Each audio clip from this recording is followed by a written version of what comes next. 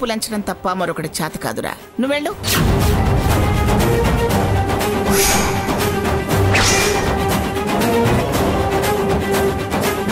అన్నయ్య వద్దన్నయ్య, నేను నానమ్మ మాట తప్ప ఇప్పుడు ఇంకెవ్వరి మాట వినదలుచుకోలేదు.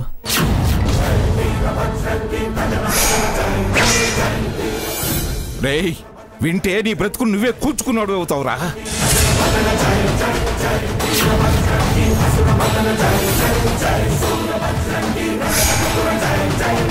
మీ అమ్మకు ఆత్మశాంతి కరువు అవుతుందిరా.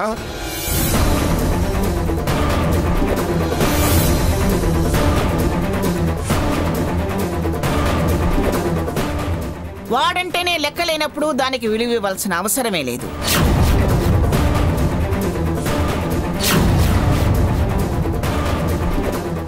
నువ్వెళ్ళరా రఘురామ్. మంగా పాపం తగులుతుందే. అయ్యో, పాపం అనే స్థాయి దాటిన తర్వాతే నేనలా చేయమంటున్నాను. అదేం పాపం కాదు. నాన్నా, ధర్మార్థ కామ మోక్షములందు నా కూతురి చెయ్యి విడవద్దు అని ప్రతిజ్ఞ చేయించి నన్ను తన చేతులు పెట్టావు.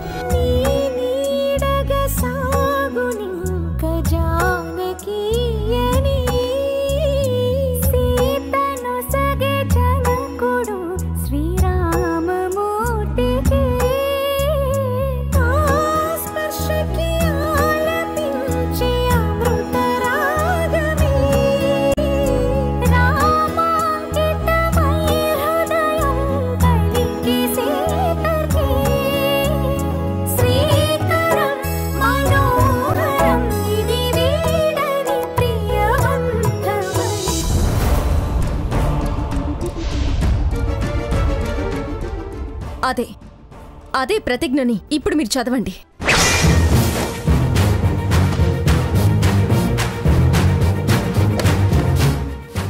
దాన్ని కాదంటూ తను వేసిన ఈ 3 ముళ్ళు విప్పుతాడు.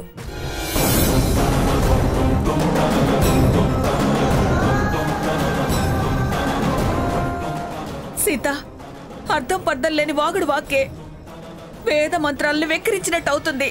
బ్రతికే వెక్కిరింపులు పాలవుతుంటే, సప్తపది గతి తప్పుతుంటే, అగ్నిహోత్రపు ప్రదక్షిణాల అర్థం మారి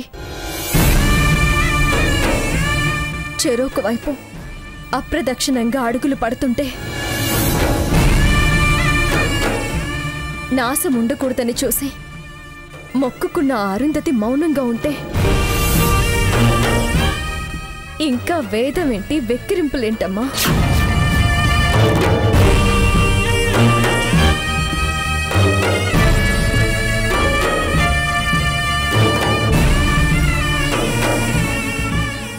నాన్నా, మీరు చదవండి. మీరు చదవకపోతే నా మీద ఒట్టే.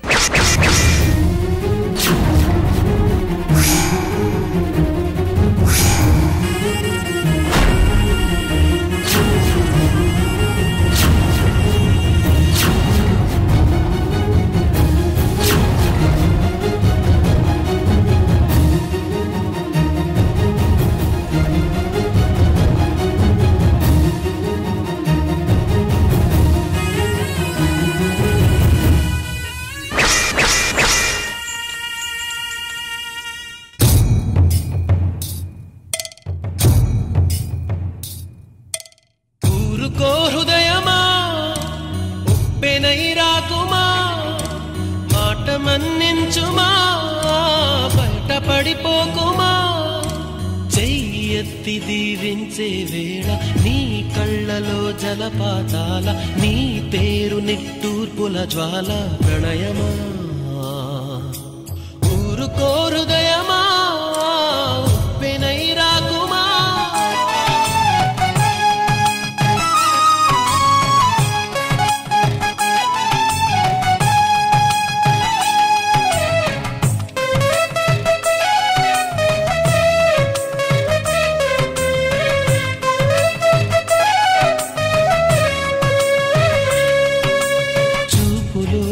శూన్యమే పెంచుతూ ఉన్నది, జాలిగా కరుగుతూ అనుబంధం, చెలిమితో చలువనే పంచుతూ ఉన్నది జ్యోతిగా వెలుగుతూ ఆనందం కలత ఏ కంటిదో మమత ఏ కంటిదో చెప్పలేనన్నది చెంపని మిరెద్దడి చెయ్యెత్తి దీవించే వేళ నీ కళ్ళలో జలపాతాల నీ పేరు నిట్టూర్పుల జ్వాల ప్రణయమా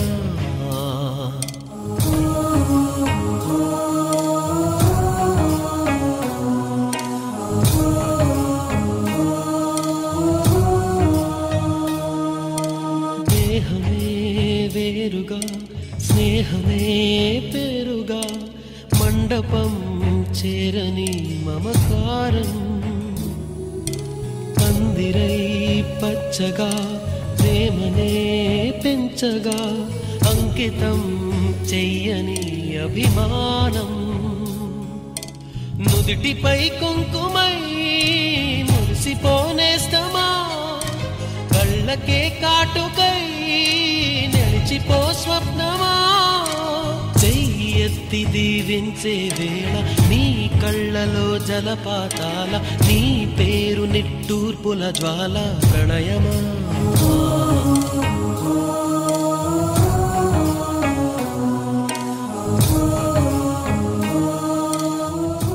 నాన్న మీరు చదవండి. ధర్మేజ గాలి నింగి నీరు భూమి నిప్పు మీరు రామ వద్దనలేరా ఒకరు నేరం చేసిందెవరు దూరం అవుతోందెవరు ఘోరం ఆపేదెవరు ఎవరు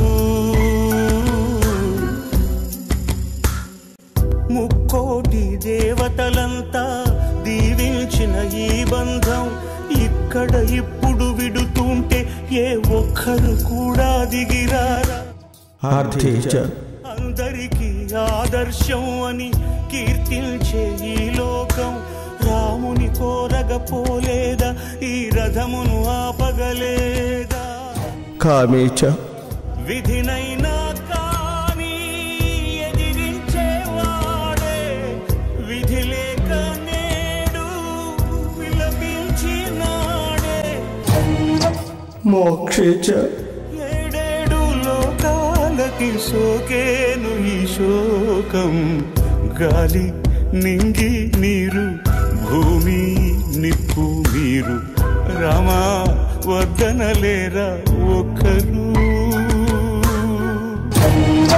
నాతి చరామి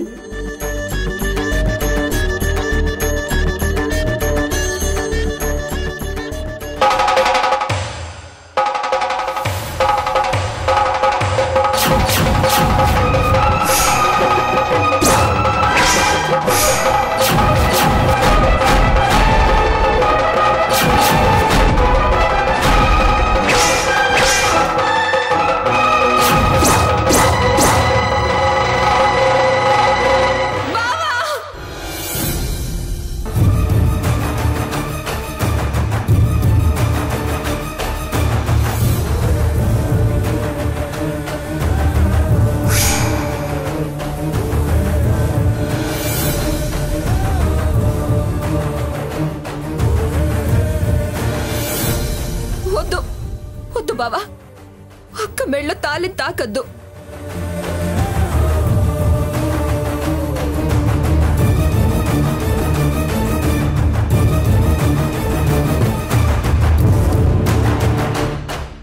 అక్క నువ్వు నా కోసం ఇంత కఠినమైన నిర్ణయం తీసుకోవద్దు.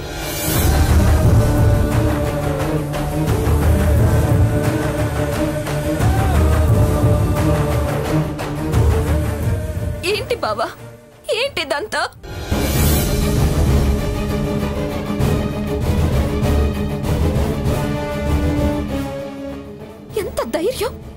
ఎంత ధైర్యంగా మాంగళ్యాన్ని విప్పడానికి ముందుకొచ్చావు.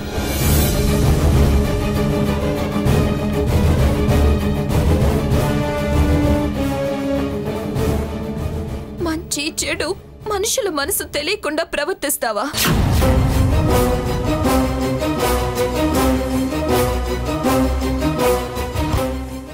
కాపురానికి రానన్నానని కాస్తన్నా కనికరం లేకుండా మీ నానమ్మ మాట విని నువ్వు కట్టిన 3 ముళ్ళు విప్పేస్తావా?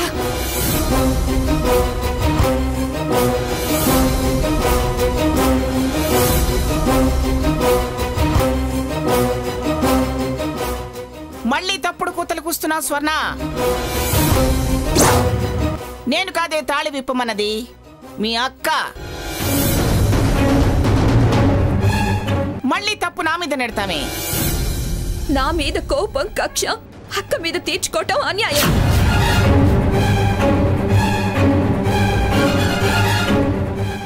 న్యాయాన్యాయాల గురించి అడగాల్సింది మమ్మల్ని కాదు, మీ అక్కయ్యని.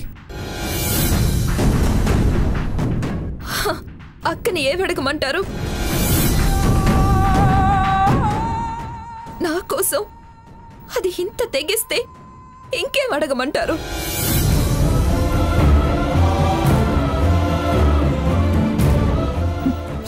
ఇప్పుడు మీకు కావాల్సిందే నేను కాపురానికి రావటమేగా.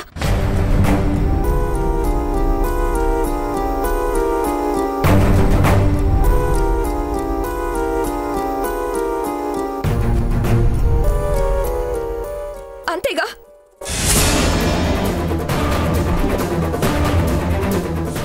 అంతేగా? చెప్పండి.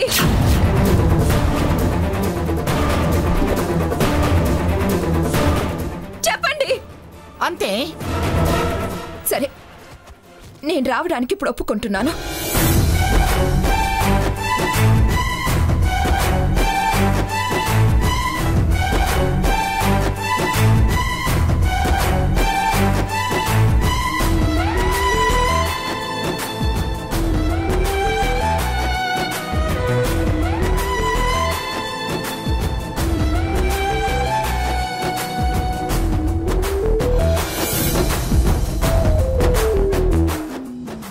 వస్తా, పదండి.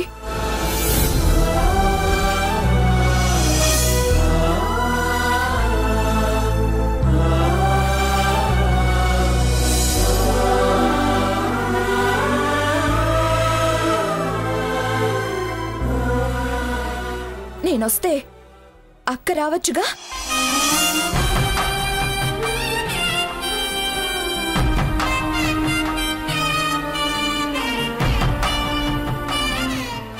అదేగా వాడు పెట్టిన కండిషను.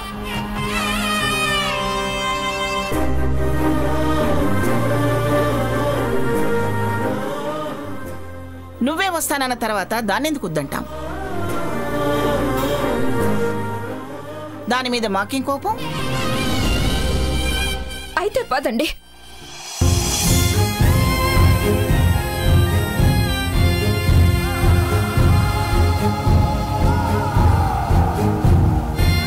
పదక్క.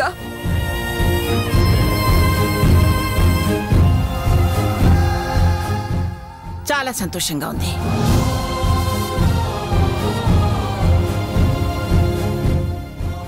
నా ఇల్లు మనవలు మనవరాళ్లతో ముని మనవడతో కళకళ్ళాడబోతుంది. పదండి పదండి వెళదాం.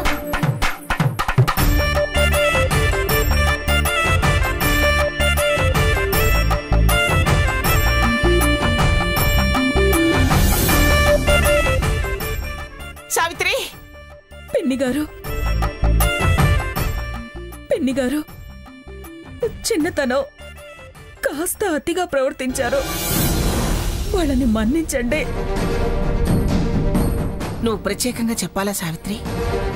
నాకు తెలీదా?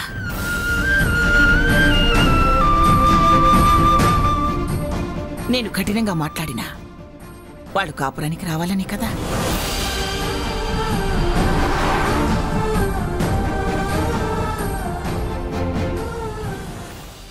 ఇందులో పెద్ద మనసు చిన్నతనం ఏముంది? సర్దుకుపోతేనే కదా సావిత్రి సంసారాలు సాఫీగా సాగిపోయేది. పద పద పదండారా త్వరగా. పిన్నిగారు, ఇలా అంటున్నానని తప్పుగా అనుకోకండి.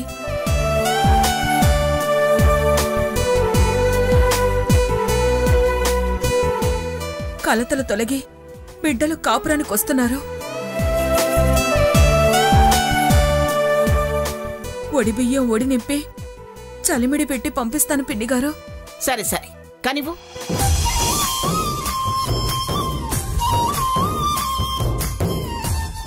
తల్లి చేతి చలివిడి కాపురాలకి చలవ పందిళ్ళు అంటారు.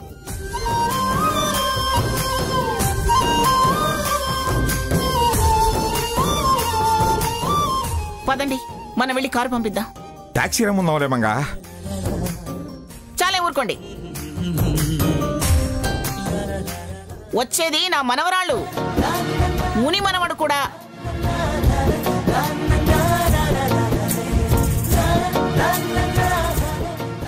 అత్తకారులో రావాల్సిన కర్మ ఏమిటండి, మన కారే పంపిద్దాం. పదరా.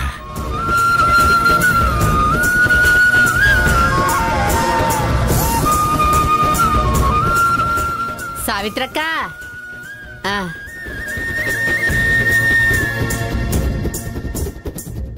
పదండి.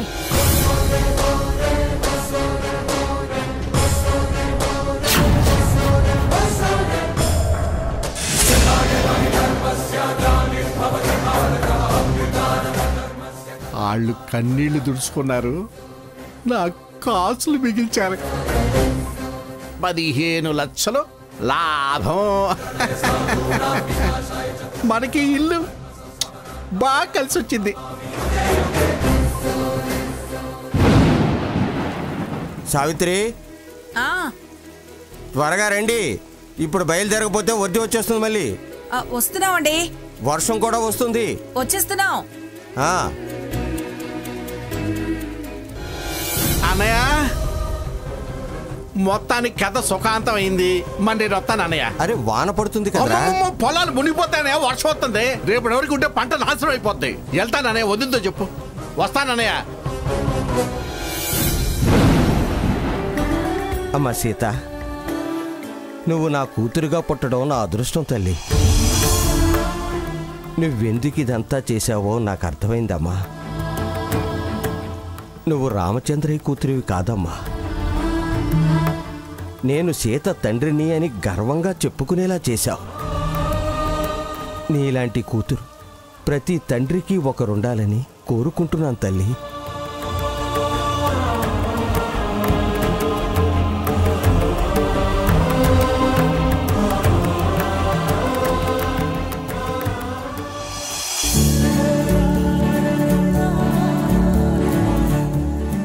స్వర్ణ, తొందరగా రావే.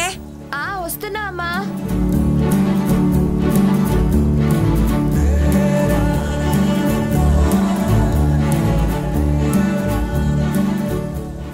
స్వర్ణ, టైం అవుతుంది, రావే. వస్తున్నా.